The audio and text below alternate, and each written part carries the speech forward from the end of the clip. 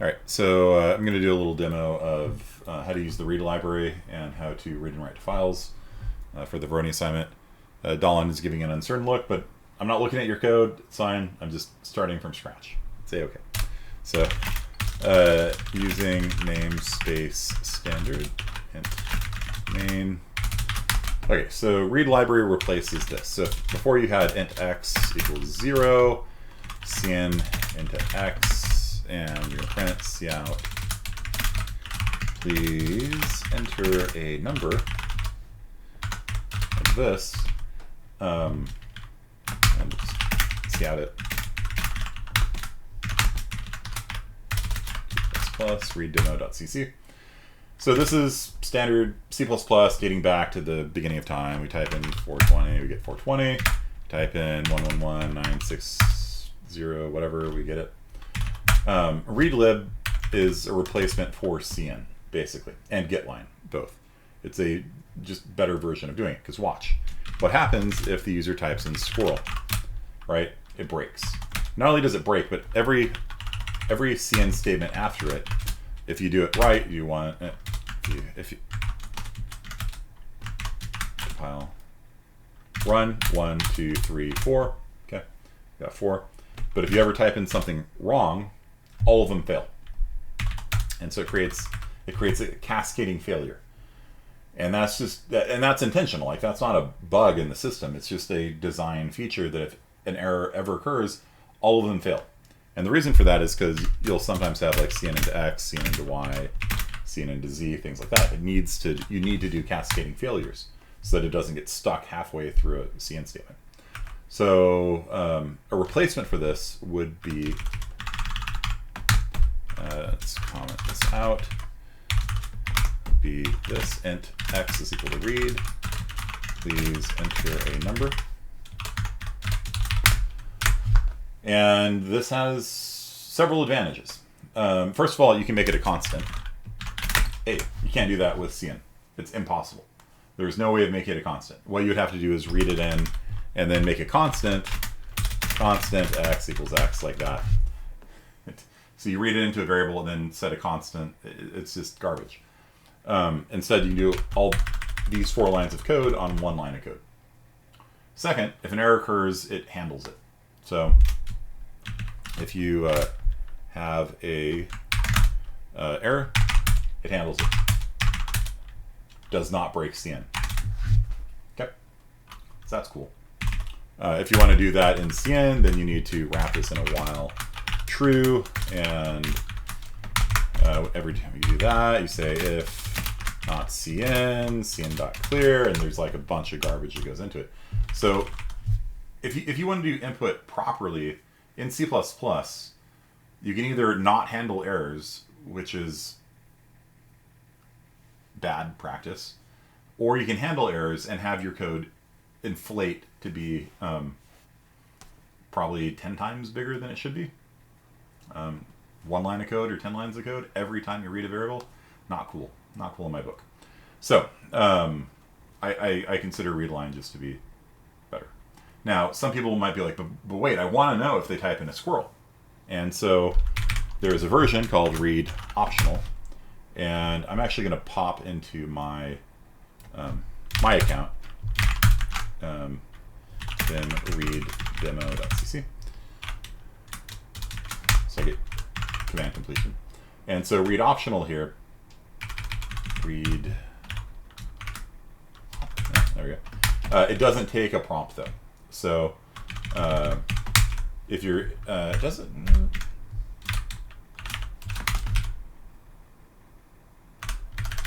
oh, right, because it's right, auto, and we're going to read in int. Okay, and so read optional this is new for C++ 17 as well, I believe. Are you taking off? See you. So optionals are like pointers in the sense that a pointer can either point at something or it could be null. And so you can say if not x, cout, an error was read. Like that. And Otherwise, you can see out not x, you can see out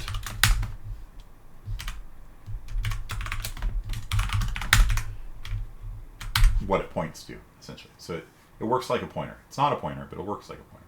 It can either be null, and you can check to see if it's null, not x, or you can dereference it. So if it's valid, then you can do that. And so if you still want to handle G++ read demo, so if you want to hi,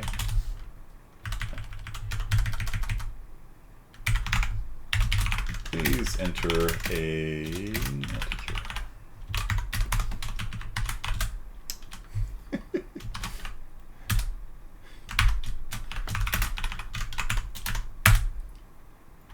Run this, 420, we get 420, squirrel, and error occurred. Okay, so you still have, you don't lose any power. Like, some people want to do something if the user typed in something bad. You can still have it. You can still have it. It just returns an optional. This is modern C++. And so if you want, you can still have it. You know, you don't lose anything. Most of the time, though, you just, well, I shouldn't say most of the time. It really depends on the needs that you have. So if it wasn't an integer, it would display an error. Yeah. So yeah, if I type in A, an error was red. Squirrel, an error was red. 0.5, an error was red. So it returns null, essentially, conceptually. It conceptually returns null. And so you check to see, was null returned? It's not null, but you know, that's how they designed it. It works like a pointer. So it returns null if there's an error. If it was valid, then you can output what it points to, and you get 420 or whatever. Okay. So you write auto, but specify that it needs to be an integer. It's not an integer. Yeah. I'm reading an integer. I'm telling the library what kind of type I'm expecting to read. I'm expecting to read an integer, and if the user types in something that's not an integer, error. Okay. So if I wanted to do this with a string, it'll never error. You know, pretty much. You can type in anything into a string, right? The only error that can occur is if end of file occurs. So if you encounter an end of file, which you can send on the keyboard with Control D, then it'll return an error. Otherwise, yeah, strings are pretty solid. But like, let's say a float or a double or something like that, then I should probably change the font at this point, or the prompt at this point. Please enter something. So 3.2, fine, but squirrel, not fine. So what type is this returning here, Dolan? What type is this returning? It is returning an optional. And it is returning a optional, in this case, double. And that's what auto means. Auto means figure out the type for me, so I don't have to type this, because it's kind of long and annoying to type. And every time I change what I'm doing over here, like if I want to change this to be a long or something, then I've got to come back over here and change this to be a long. And so we don't do that. We type auto. Auto means determine the type of the variable from the right-hand side. So if the right-hand side is giving me an optional template parameter long, then the type of X is optional template parameter long. Okay. So auto doesn't, it's not like Python. Python and a lot of languages have what's called weak typing, where the type can actually be determined at runtime. In C++, typing is always determined at compile time. This is a strictly typed system. X is always going to be an optional angle bracket long. It can't change types. It's not like a var in Python or JavaScript and things like that, where it can be a string at one point and a float at another point. No, X, when I compile it, X is a optional long. Period. It just saves me typing. So auto doesn't do anything that you couldn't do otherwise, right? And we use them a lot with iterators too, because iterator type names are stupid long, and so we just use auto usually instead of it. And it means figure out the type from the right hand side. And so you cannot do this. You can't have auto X, right? Because there's no right hand side. But if you did like auto X equals 5. If you did auto x equals 5, then that works. The type of x, this is exactly the same as if I had written that. Exactly the same. But if you ever change the right-hand side over here, then the type of x changes on the left-hand side. It's a float. Okay. So yeah, read optional is in there for the people that care about errors. Did an error occur? Then you can recover from it. So you don't lose anything by switching to read library. It's full as powerful as C++. You can't do chained input anymore in C++. Regular C++, you can have X, Y, and Z, and do read in X, read in Y, read in Z. But I propose that this is bad. And the reason why it's bad is if an error occurs, you can check for it, right? If an error occurred, you can check for it, but you don't know which one failed.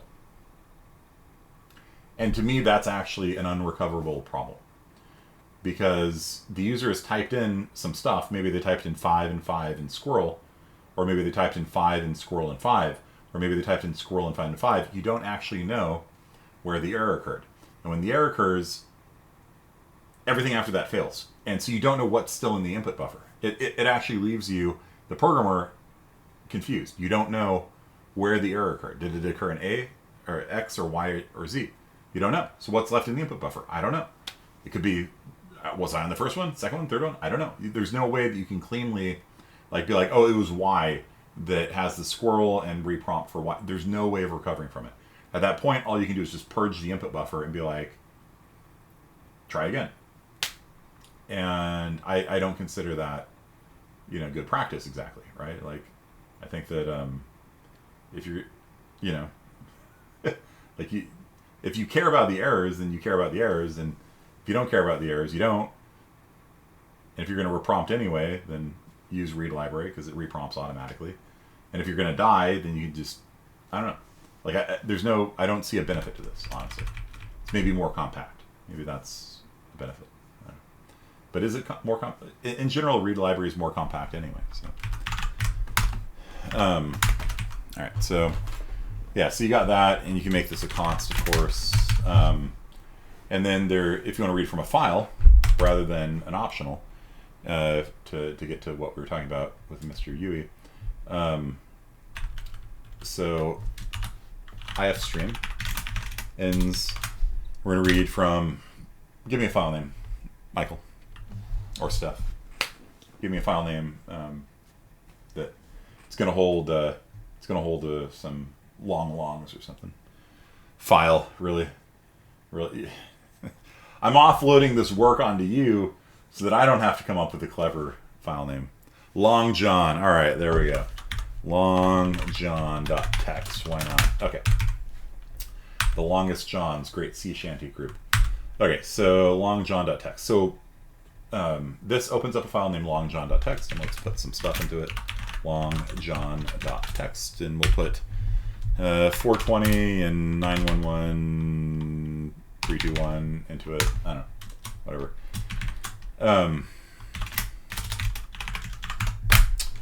So that'll open the file. Now in standard C++, IOStreams kind of stuff, what you do is you do this, right? You'd say ends into X and into Y. Whatever. Make these long longs. And yeah, why not? We'll go put a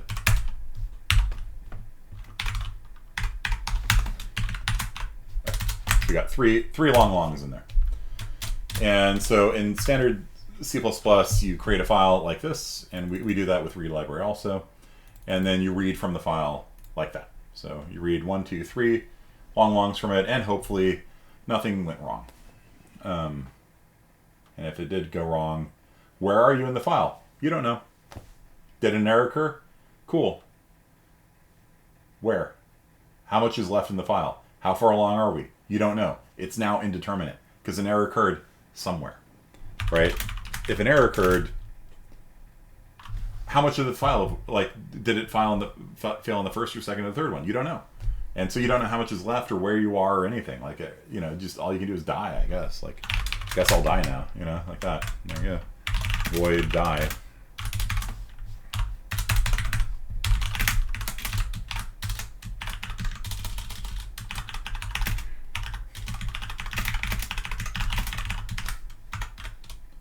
Yeah.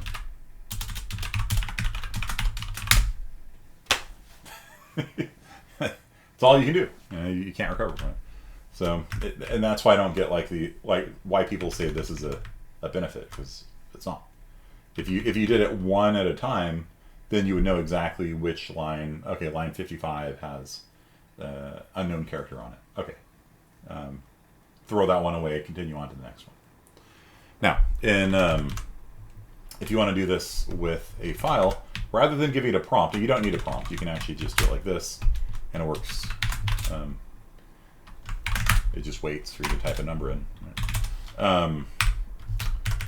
You can actually pass it a file, an IF stream. So now, rather than reading from the keyboard, from CN, from the console in, it will read from that file instead. And so, if an error occurred, you can say an error was read, otherwise we print the value. So if we do this and run it, we can see that 420, which is in fact the first value of Long John, was read. But if I come into Long John here and say shiver me timbers, actually I don't need to rerun it, do I? It'll say an error was read. So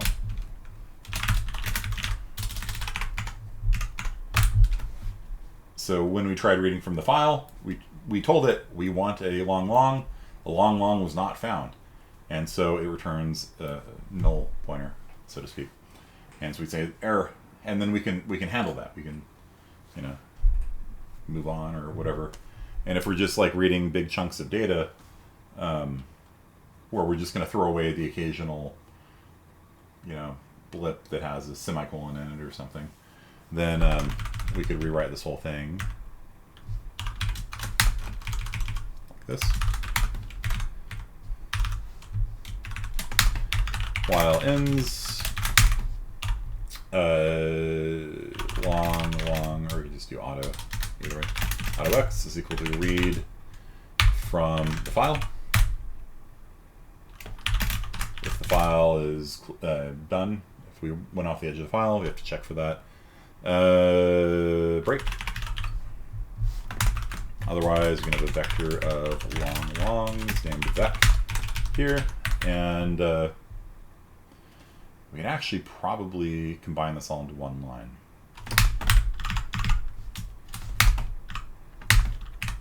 You want to go super Saiyan on this. Vec dot push back, or in place back might work, whatever. Vec dot push back, read from the file. And the last element is going to be duplicated because it'll read one more time after the end of file, but just demonstrate this. So for every auto x and vec, so let's just print the vector.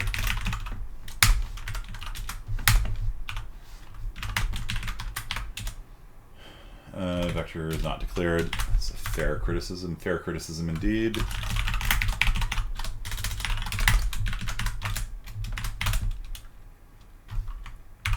Okay, so you can see we get an extra element in there, right? So our one-liner needs to do a vec dot pop back.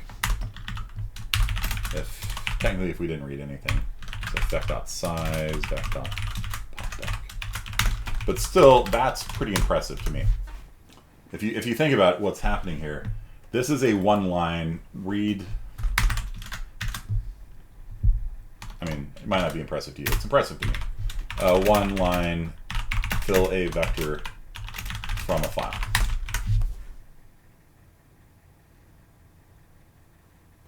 So, yeah, just you got a thing filled with numbers, and you noticed inside of here, inside of Long John, Some of the things are not, they're not numbers at all, and it just throws them away. It's like, just give me the things that can fit into a long long. If you put in a 0.5 in here or whatever, it's not going to change anything, right? So, 420, 911, 321, 690, 543. Those are the long longs, and so it very, like, it's just nice.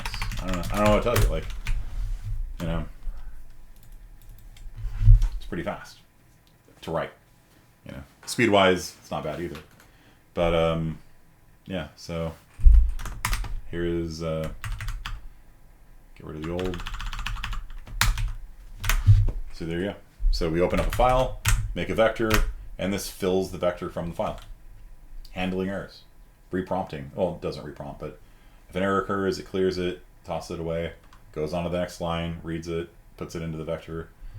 Only tricky bit is when you hit the end of the file, that gets pushed in also, so you need to pop off the last element. And then that prints it. So can you show appending to the file? I high key forgot. What do you mean appending to the file? You want to write to the file? Well, we have an IF stream here, so you can't write to an IF stream, right? So, yeah, you need an OF stream for that. And so you can read from it, and then you can use an OF stream to write to it. But I wouldn't, I mean, you can open a file in append mode if you want. But like if you got your vector and you're like adding and deleting things to it or whatever, I would just truncate the file, which is default. OF stream outs opening up. Yeah, let's close this too. Ends.close. Let's close the file so it's all tidied up. Then we're going to open it up again. Long John Silver.txt. And then we could say for every long in the vector, rather than outputting it to cout, console out, we're going to write it to the file. And so this program is actually now almost kind of useful. It reads in a file full of garbage / numbers, throws away everything that's not capable of being a long, and then writes it into the same file. So if we're going to be able to run this once, so pay attention. Cat long John, it's that. Run it. Cat long John, it's now that. So before it had shiver me timbers, yar 0.5 in it. After we run it, it's now only got the good stuff. If we run it again, of course, still the good stuff. So yeah, data cleaning, it's important. And it just depends what your needs are. For me, my needs are usually if an error occurred, discard and continue. That's the default that I want. It might not be the default for you, in which case you might want to use read optional so you can be smart and intelligent about handling your errors that you get. In which case you wouldn't use a one-liner, you would use something, better. You can use this with classes as well. So if you have a class, let's say we're in our IS50B, so we're going to be doing 3D game programming stuff. So let's make a class called vector3. As you do, let's just make it a struct so I don't have to worry about too much stuff. And it's going to have a double x, y, z. So it's going to represent some point in space. You guys with me on this? It's the most boring. Like if you look at most people who talk about video game math, you'll see that everywhere. They usually make their own, or I guess borrow people's, but that's the starting point for making a 3D game engine.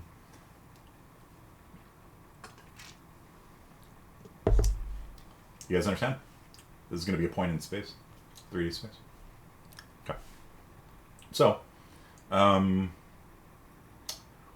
let's do some stuff with it. It's always initialized to 0, I guess, just to humor me. So let's do an OStream. Friend OStream at operator. Double left arrow, take in an OStream reference outs and a vector. Let's a const vector 3 by reference called the right-hand side. So how should we output this? Like if you have an X, Y, and Z, like just type onto the Discord. Do you want like a curly brace, 3, 4, 5? Like how would you, parentheses, space, yes. Okay, so like Bell. Okay, sure, let's do that. So let's out. Guess we do single quote on that one. Followed by x, rhs.x, right? Followed by single quote again, comma, followed by just.y. And if you're like, wow, there's a lot of chevrons there too. Yes, there is, which is why there is now something called formatlib. It gets rid of the need for chevron hell going the other way. And I think FMT, libfmt, or format as it's called now in the standard, which unfortunately doesn't seem to work on our system quite yet. I don't know. I'm not really sure what the implementation state of it is, but it's technically part of C++ 20. Can avoid chevron hell. You can actually do formatted printing like printf, if you've seen that before.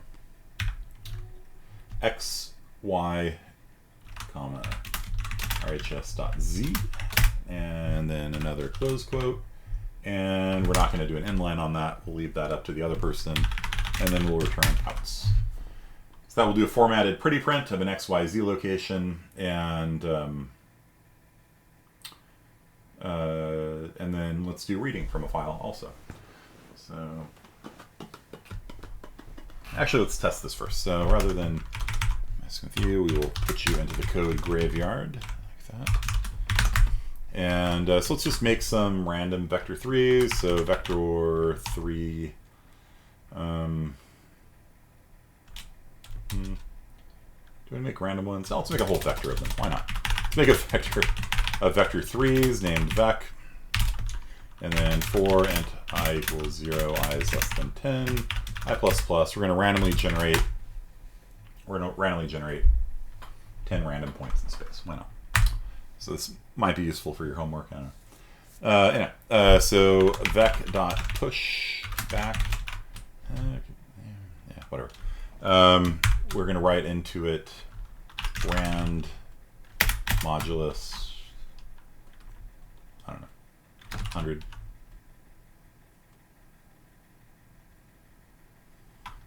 Yeah, I guess that'll work. Rand modulus 100. Rand modulus 100.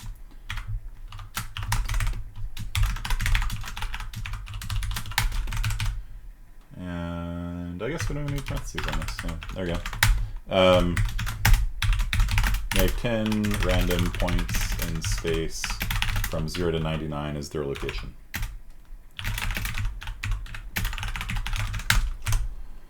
Okay. And then we will say for auto x vec. So for every point that we've put into the vector, let's see out it.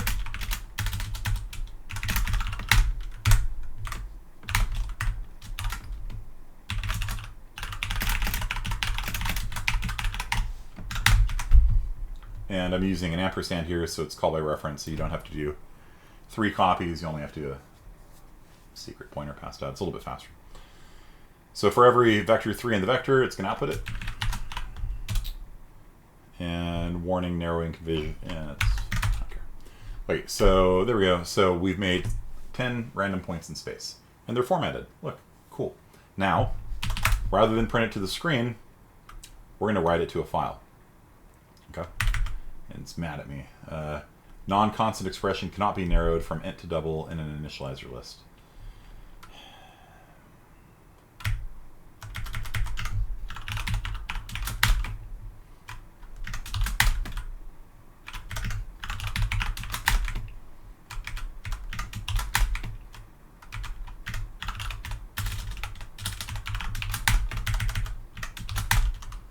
Hush you. Okay. So rather than printing it to the screen, let's write it to a file. So fstream, I have it down here.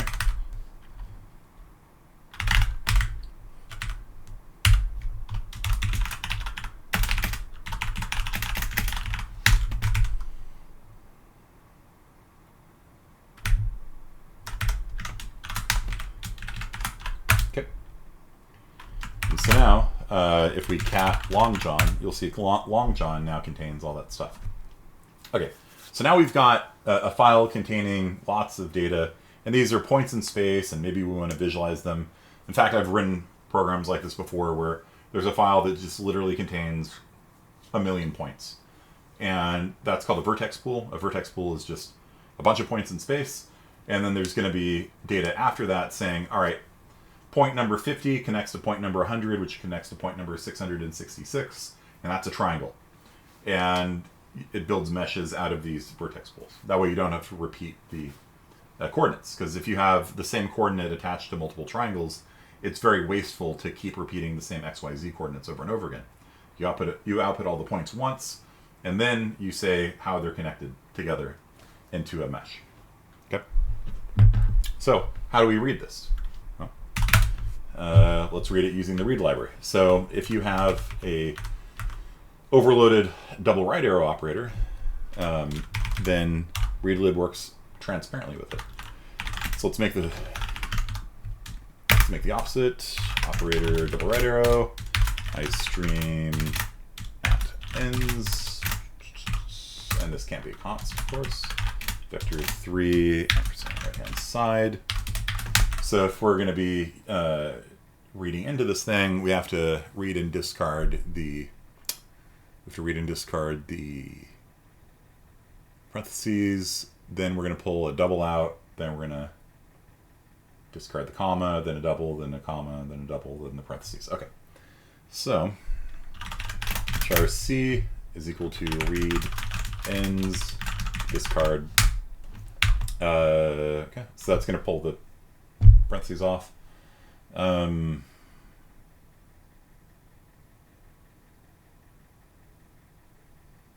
Or nah, let's not rely on readlib. Let's just make a standard IO streams double right arrow. Okay, so we're gonna have a char C. It's gonna be values will be discarded because we don't care about the parentheses or the commas. And then yeah, okay. So we're gonna do ends double right arrow into C. Double right arrow into RHS.x, double right arrow into C, double right arrow into RHS.y, double arrow into C, double arrow into RHS.z, double arrow into C. Okay, so that's going to discard the parentheses and the commas and then put the values in the right place. And then return ends. You mad at me? What are you mad at me about? Oh, in stream, I stream.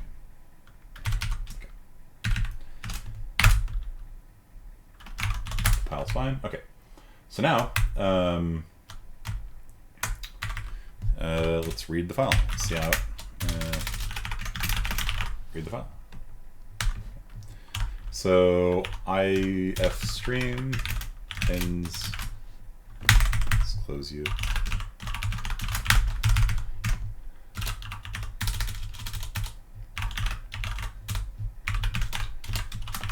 So let's show you how easy it is to use Readlib to read structured data from a file. It's got tons. This is a vector pool. This could be, you know, let's kick it up a notch. Not do 10. Let's do 1,000,000. Okay, and I'm not going to modulus these things at all. They're just going to be anywhere. And I could use, you know, better random number generators, but I don't care. It's just dummy data. So, we start off. We dump all this data to disk. Now I'm going to show you how easy it is to load structured data using Readlib. So, vector of vector 3 is named vec2, and let's not see out these things.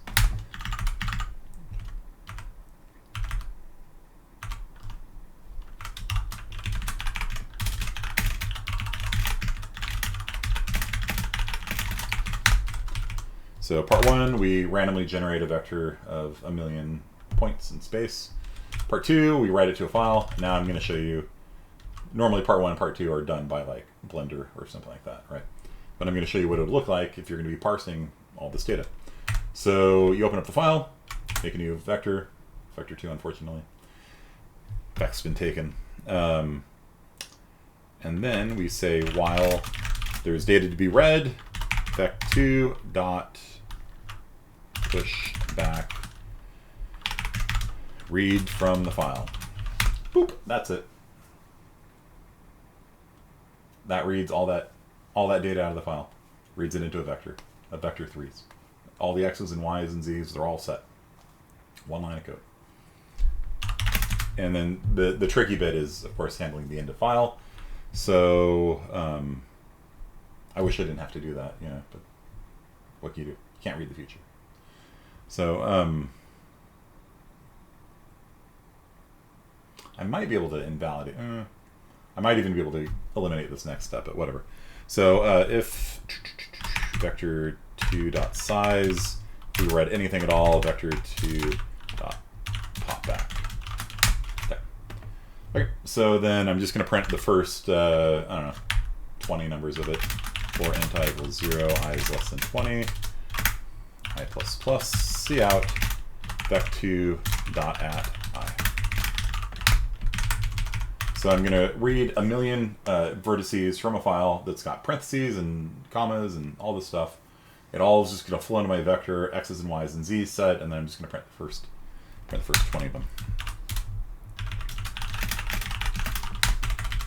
I don't know if you guys realize this, but like this is like way less code than it normally is.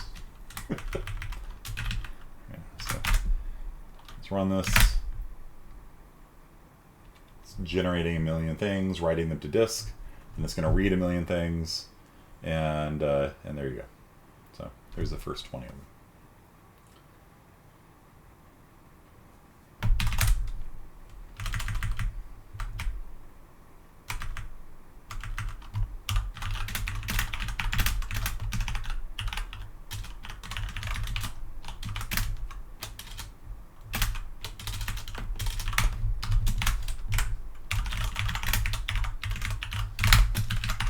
So yeah, so the read library plays very nicely with the standard IO stream stuff. It's a layer on top of it.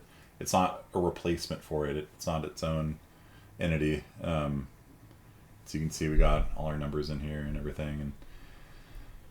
And obviously the decimals are all zeros because I'm modulusing by an integer. But you know, you can see we got random points, and yeah, the performance on it's fine. I benchmarked it against normal IO streams, and it's, you know, it's fine.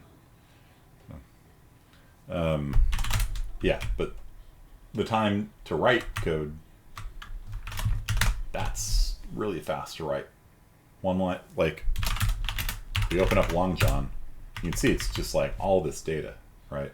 It's 1,000,000 lines, you know, and there's commas and parentheses everywhere, and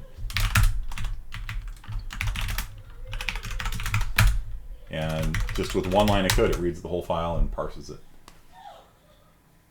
Kind of cool. Kind of cool. And then the last thing is readline. So string s is equal to readline. Please enter your name.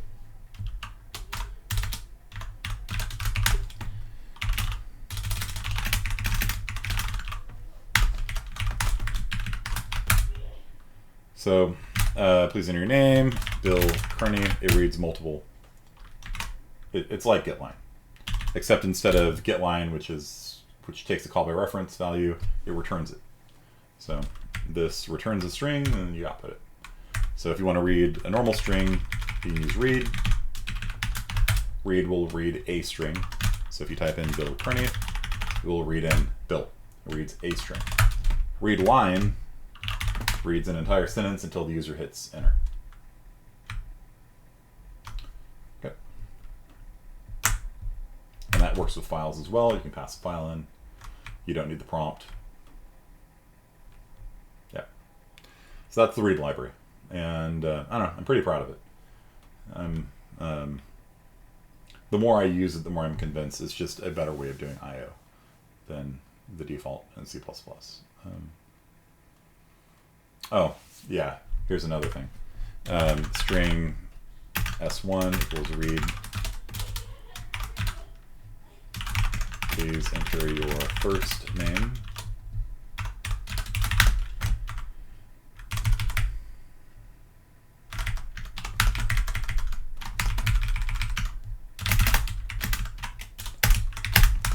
So read and readline also play nicely with each other. So if I type in, please enter your first name, James, please enter your full name, James Bond.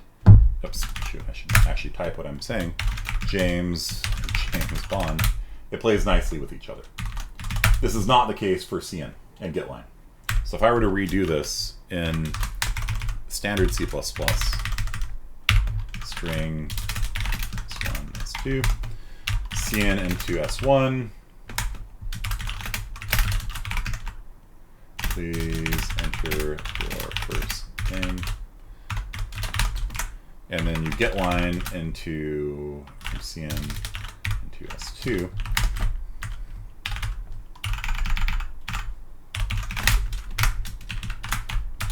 Watch what happens. James Bond. Doesn't work. Doesn't work. Why does it not work? Because when you do a CN into S1, it leaves the new line there in the input buffer. And so when you do the getLine reads until the new line, it returns an empty string. They do not play nicely with each other at all.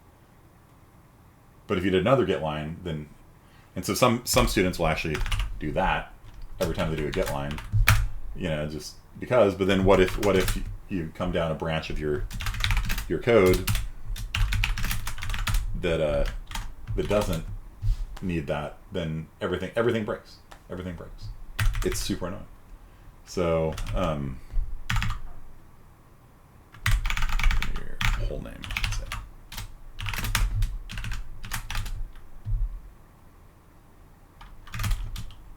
James, and then it's already running.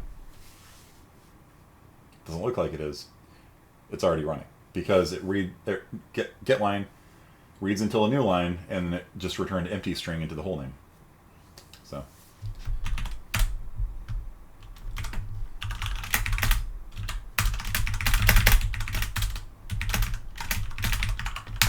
the solution is to discard the new line. A second getLine will technically do it, but it makes me feel dirty to do that. So it works. But because of that poor interaction between CN and getLine, I just recommend my students not to use them together at all until they know what they're doing. So rather than that, you can just do that. You can declare the variables on the same line. You make them const, which is probably good practice because I'm not mutating them anywhere, so I'm not changing them. So why shouldn't they be const? You know? And so it's more compact.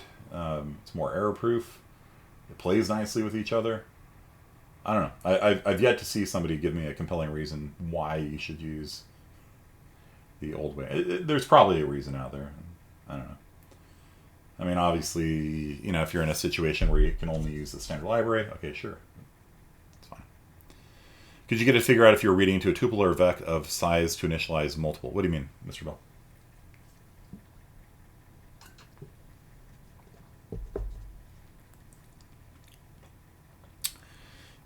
It does type deduction to figure out what it's reading into. So technically this is a templated function. So this is actually the full way of writing that. Like that. Actually, Readline always returns a string. Sorry. Readline is always a string. But for all these read functions, const int x equals read, that deduces the template parameter there from the left-hand side. And I didn't write that code, by the way. That was contributed to me. But this is how I wrote it originally. Read an int from the standard input. So if you want to read a tuple of some sort, tuple of int, like that.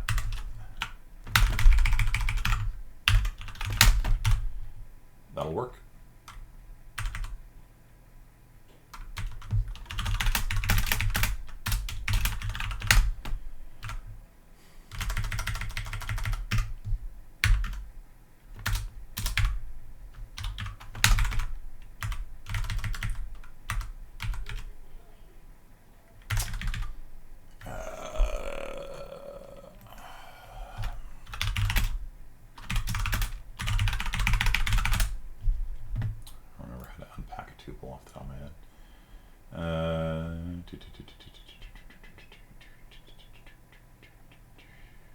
Git. Wait. Yeah, whatever. You know what I mean. So, yeah, it works. It works fine. So it deduces the type from the left-hand side. If it can't, then you have to specify it. Like if you're doing something like this, like auto x equals read, that code won't work because come on, give me a compiler. No, it shouldn't work. It shouldn't be able to figure out what that is, right? There's no type on the left-hand side. Okay, that should be a compiler error. Yeah, so if it can't figure out what the left-hand side is, then it should error out. And that's read library. See if there's anything else in here. Read.h.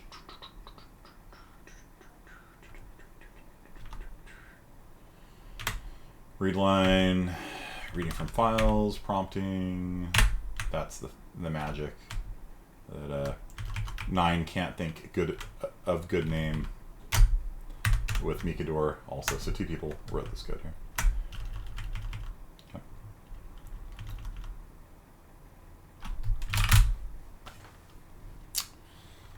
Any other questions about it?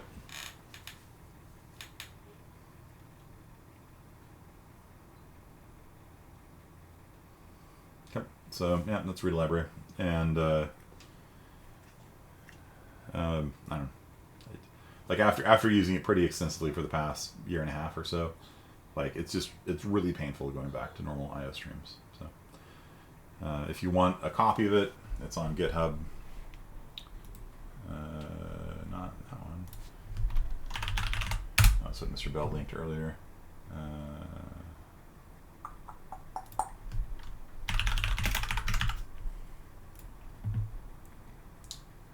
post the link down below for y'all, and you can it should work on any platform. Let's see, there's a GitHub link there, and you can always do a git clone and download it, and it comes with readme, various demo codes and things like that that kind of show off all the different features of it.